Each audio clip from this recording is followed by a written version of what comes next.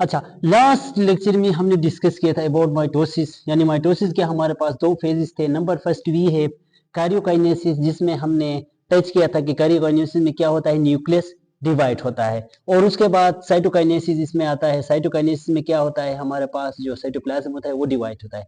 So how karyokinesis happened, जब cell divide होता है तो हमारे पास जो कार्योकाइनेसिस होता है यानी डिवीजन ऑफ न्यूक्लियस होता है वो किस तरीके से होता है। ये आज का हमारा लेक्चर है। कार्योकाइनेसिस में हमारे पास बेसिकली 4 फेजेस हैं। Number first we have prophase, number second we have metaphase, number third we have anaphase and number fourth we have telophase. अच्छा, अब इसमें बात कर लें तो हमारे पास सबसे पहले हम बात करते हैं प्रोफेज में। तो प्रोफेज में क्या होता है, during S phase chromosomes duplicate, यानी पीछे हमने इंटरफेज को डिस्कस किया था सेल साइकिल में। इंटरफेज में क्या हो गया था, इंटरफेज के एस फेज में क्या हो गया था, यानी G1 फेज था। सबसे पहला जो इंटरफेज का फर्स्ट स्टेप था G1, और आफ्टर डेट जी हमारे पास था G1 फेज के बाद आ रहा था एस फेज। चूंकि इंटरफेस में इंटरफेस के एस फेस में क्या हो गया था, क्रोमोसोम्स डुप्लीकेट हो गया था। अब ये क्या होगा, जो इंटरफेस है ये क्या है हमारे पास, ये सबसे लॉन्गेस्ट फेज होता है, यानी जो हमारे पास कार्योकाइनेसिस होता है इसका जो सबसे लॉन्गेस्ट फेज है वो क्या है, कार्योकाइनेसिस है। अच्छा, इसके बाद क्रोमैटिन कंटेन्स इनटू क्रोमोसोम्स। अब इससे पहले जब सेल नॉन डिवाइडिंग सेल जब एक सेल नॉन डिवाइडिंग स्टेज में होता है उस टाइम क्या होता है, जो लेट सपोज हम बात कर लें ये एक नॉन डिवाइडिंग सेल है, तो इसके अंदर जो क्रोमैटिन होते हैं वो क्या हो जाते हैं, इस फॉर्म में पाए जाते हैं। इसको हम सिंपली नाम देते हैं क्रोमेटिन। अच्छा, जब ये सेल डिवाइड होने के लिए रेडी होता है तो ये जो क्रोमैटिन है ये एक क्या हो जाते हैं, एक स्पेसिफिक शेप बनाते हैं। लेट सपोज जब ये डिवाइड होता है, जब ये सेल डिवाइड होने जा रहा है तो ये क्या बनाएगा, ये जो क्रोमैटिन है ये क्या बनाएंगे, ये क्रोमोसोम बनाएंगे। इस तरीके से क्या हो जाएंगे। अब ये जो क्रोमोसोम्स नंबर है इट डिपेंड्स ऑन ऑर्गेनिज्म, यानी डिफरेंट ऑर्गेनिज्म में या डिफरेंट सेल्स डिफरेंट ऑर्गेनिज्म में ये क्या हो जाते हैं, डिफरेंट। लाइक ह्यूमन की बात कर लें तो इसके अंदर कितने 23 पेयर ऑफ क्रोमोसोम्स होते हैं। जस्ट लाइक दैट ओनियन की बात करें तो इसमें डिफरेंट होता है। इस तरीके से ये क्या हो जाते हैं, जो क्रोमैटिन होते हैं ये कंडेंस हो जाते हैं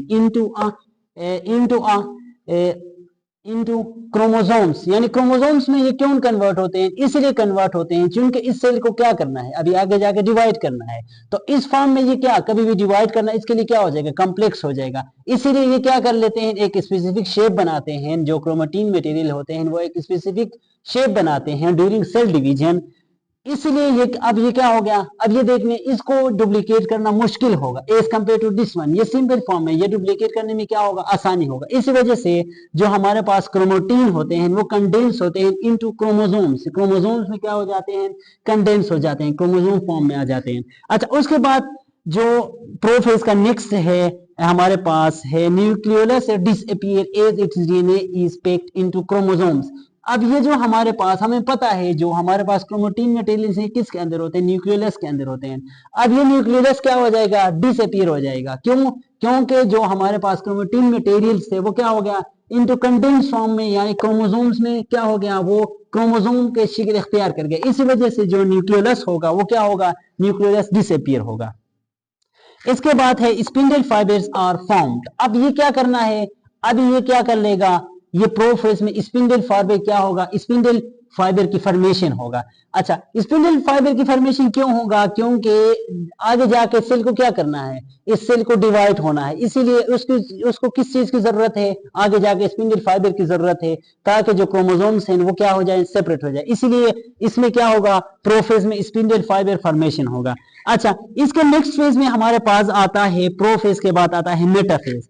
अब जो मेटाफेज होता है, जो मेटाफेज मींस, अब लेट सपोज ये हमारे पास मेटाफेज में क्या है, हमारे पास जो हमारे पास क्रोमोसोम्स हैं वो क्या हो जाएंगे, इक्वेटोरियल या सेंटर में क्या हो जाएंगे, एक सेल के सेंटर में क्या हो जाएंगे, ये एक सेल के सेंटर में आ जाएंगे। ये क्रोमोसोम्स क्या हो जाएंगे, इक्वेटोरियल प्लेट यानी मेटा मींस मिडिल में क्या हो जाएंगे, ये जो हमारे पास मेटाफेज है जितने भी क्रोमोसोम्स हैं ये क्या हो जाएंगे, in the middle of the cell के मिडिल में चले जाएंगे। उसके बाद क्या होता है, अट्रैक्ट एट सेंट्रोमर। अब इसके साथ जब ये मिडिल पे आ जाएंगे तो इसके साथ क्या होंगे, लेट सपोज 1 क्रोमोसोम।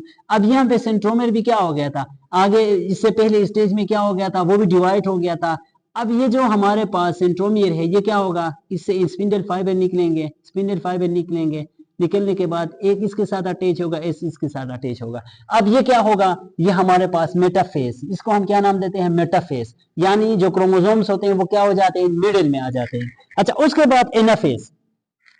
अब एनाफेज में क्या होगा, अब ये जो हमारे पास स्पिंडल फाइबर्स होते हैं वो इसको अपोजिट पोल में क्या कर लेंगे, अपोजिट पोल की तरफ खींचेंगे। लेट सपोज ये हमारे पास क्रोमोसोम्स था, एक ये जो हमारे पास एक इस तरफ आ जाएगा, दूसरा उस तरफ जाएगा, यानी ठीक इसी तरीके से एनाफेज में ये इस तरफ आएगा, ये इस तरफ आएगा। अब ये क्या कर लेंगे, स्पिंडल फाइबर इसको अपोजिट पोल की तरफ खींचेंगे। तो उसके बाद क्या होगा, एनाफेज में क्या होगा, ये जो क्रोमोसोम्स है ये क्या होगा, क्रोमेटिड क्या होंगे, एक दूसरे से सेपरेट हो जाएंगे। उसके बाद टेलोफेज। टेलोफेज में क्या होगा, टेलोफेज में ये जो न्यूक्लियर मेम्ब्रेन है ये क्या होगा, अब ये देख लें, टेलोफेज में ये जो क्रोमोसोम्स होंगे ये क्या हो जाएंगे, एक साइड पे चले जाएंगे।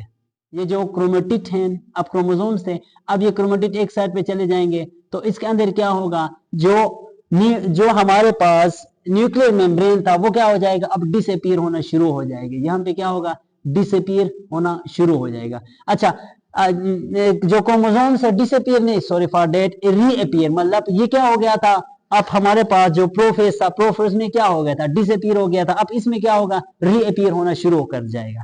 उसके बाद क्या होगा, हमारे पास रीअपीयर होकर ये इसके अंदर क्या हो जाएंगे, इसके अंदर, इसके बाहर ये क्या बनाएगा, रीअपीयर होके उसका मेम्ब्रेन बनाएगा।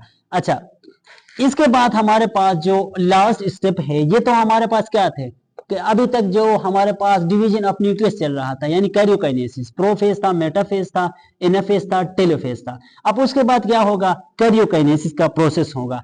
अब जो कैरियोकाइनेसिस का जब प्रोसेस होगा, लेट सपोज अब ये जो साइटोप्लाज्म है ये क्या होगा, इसी तरीके से ये डिवाइड होगा, साइटोप्लाज्म इस तरीके से ये डिवाइड होगा।